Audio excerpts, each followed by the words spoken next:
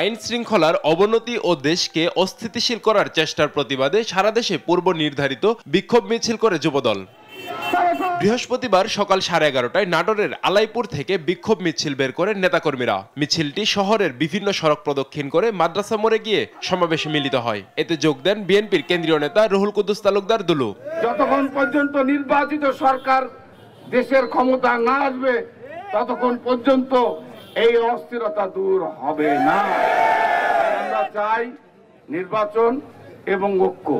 সকালে বরিশালে বিক্ষোভ মিছিল বের করে জেলা ও মহানগর যুবদল। মিছিলটি নগরীর কেন্দ্রীয় শহীদ মিনার থেকে শুরু হয়ে গুরুত্বপূর্ণ সড়ক ঘুরে মহানগর দলীয় কার্যালয়ে এসে সংক্ষিপ্ত সমাবেশ করে। এ সময় নেতারা দেশে পরিকল্পিতভাবে প্রশাসনকে নিষ্ক্রিয় করে অস্থিতিশীল সৃষ্টির অভিযোগ তোলেন।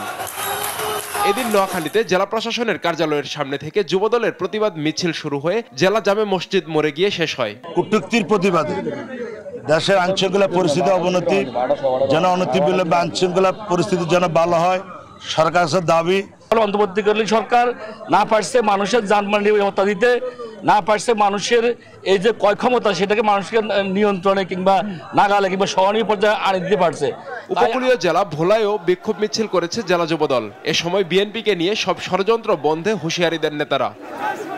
কেন্দ্রীয় কর্মসূচির অংশ হিসেবে দুপুরে চুয়াডাঙ্গা জেলা যুবদল বিক্ষোভ মিছিল করে। মিছিলটি শহরের সাহিত্য পরিষদ থেকে বের হয়ে শহীদ হাসান চত্বর ঘুরে একই স্থানে এসে শেষ হয়। আব্দুল্লাল মারুফ, নিউজ ডেস্ক, দেশ টিভি।